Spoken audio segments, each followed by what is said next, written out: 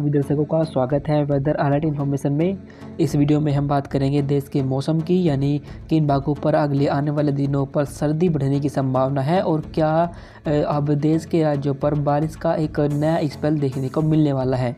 बताएंगे आपको पूरे विस्तार के साथ इस वीडियो में। इस समय देखिए दोस्तों, आप देख सकते हैं कि एक सर्कुलेशन है जो यहाँ पर अंडमान सागर के पास डेवलप हो चुका है लगभग इस जगह पर। और आप देखिए कि जो हवाएं है, जो मॉइस्चर है, वो इसी सर्कुलेशन के पास काफ़ी तेज़ी के साथ अट्रैक्शन होने लगा है। इसके बारे में हमने आपको पहले बताया था कि ये सिस्टम धीरे धीरे प्रभावी होगा और निम्न दबाव के क्षेत्र के रूप में बदल जाएगा। और इसकी वजह से जो बारिश की जो गतिविधियां रहेंगी वे दक्षिण भारत के इलाकों पर देखने को मिलेगी। और ख़ास तौर पर इसका जो अफेक्टेड एरिया रहेंगे वे रहेंगे लगभग, जो एरियाज रहेंगे वे लगभग हमारे दक्षिण भारत के इलाके रहेंगे। और ख़ास तौर पर तमिलनाडु, आंध्र प्रदेश और साथ ही केरल के इलाके, यानी ये इसका जो मूवमेंट रहेगा वो लगभग यहाँ से इस तरीके से होने की संभावना है। और इसकी वजह से जो बारिश की जो गतिविधियाँ रहेंगी देश के इलाकों पर वे ऐसी लगती है कि हमें यहाँ से लेकर लगभग उड़ीसा के उत्तरी इलाकों से लेकर पूरे तमिलनाडु, आंध्र प्रदेश, साथ ही इन भागों पर आपको देखने को मिलेगी। और यहाँ पर आने वाले दिनों पर कई स्थानों पर अच्छी बारिश होने की संभावना हमें दिखाई दे रही है। साथ साथ आप देख सकते हैं कि यहाँ पर आप देखें कि जो साउथ चाइना सी है वहाँ पर आप देखें कि यहाँ पर एक सिस्टम बना हुआ है जो काफ़ी स्ट्रॉन्ग है। और ये आने वाले दिनों पर अगले 24 से 48 घंटों के दौरान और अधिक प्रभावी हो जाएगा। और इसका जो मूवमेंट रहेगा वो लगभग इस तरीके से यहाँ से रहेगा। और अगर ये सिस्टम इसी तरीके से मूवमेंट करता है और ये बंगाल की खाड़ी तक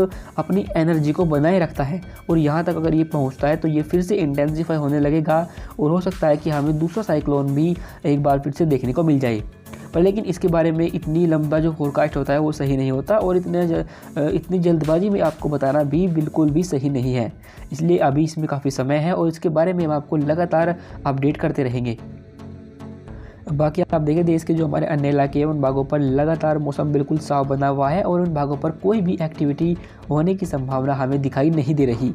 आइए जानते हैं विस्तार से कि कहाँ पर आज बारिश होने की संभावना है। ये दोस्तों, ये आज यानी 4 नवंबर का मौसम पूर्वानुमान है जिसमें आप देख सकते हैं कि जो सिर्फ हमारे जो दक्षिण भारत के इलाके हैं, खास तौर पर तमिलनाडु, केरल, तटीय कर्नाटक, आंतरिक कर्नाटक और आंध्र प्रदेश के कुछ इलाके, इन्हीं भागों पर हमें जो बारिश की जो गतिविधियां हैं वो दिखाई दे रही है। बाकी जो देश के अन्य इलाके हैं उन भागों पर भी आप देख सकते हैं कि वहाँ पर कोई भी एक्टिविटी होने की संभावना नहीं है आज।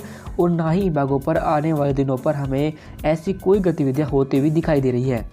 आप देखें कि गुजरात के लगभग तमाम इलाके, राजस्थान, मध्य प्रदेश, पंजाब, हरियाणा, दिल्ली, उत्तर प्रदेश, साथ ही साथ बिहार, इन तमाम इलाकों पर कोई भी एक्टिविटी नहीं होगी। और यहाँ पर लगातार जो नॉर्थ वेस्टर्ली विंड होती है, जो उत्तर पश्चिमी हवाएं चलती है इन दिनों, उनका लगातार प्रभाव इन भागों पर बना रहेगा। और इसी वजह से इन भागों पर जो टेम्परेचर रहेंगे उनमें गिरावट का जो दौर है वो लगातार इसी तरीके से बना रहेगा। पर लेकिन अभी भी ऐसा कोई स्ट्रॉन्ग WD इन भागों पर नहीं आया है उत्तर भारत के इलाकों पर कि यहाँ पर भारी बर्फबारी हो सके। और जब इन इलाकों पर भारी बर्फबारी होगी तो यहाँ से जो ठंडी हवाएं मैदानी इलाकों का रुख करेंगी तो उनसे जो टेम्परेचर होंगे वे काफ़ी नीचे गिर जाएंगे और इन भागों पर काफ़ी तेज़ जो सर्दी होती है वो इन भागों पर आ जाएगी।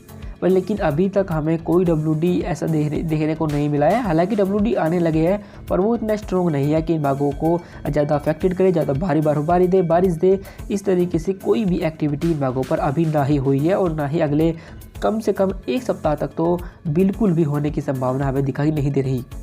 पर ऐसा हो सकता है कि 15 नवंबर के बाद शायद स्ट्रॉन्ग WD आने लग जाए और तब उत्तर भारत के इलाकों पर भारी बर्फबारी का दौर शुरू हो जाए।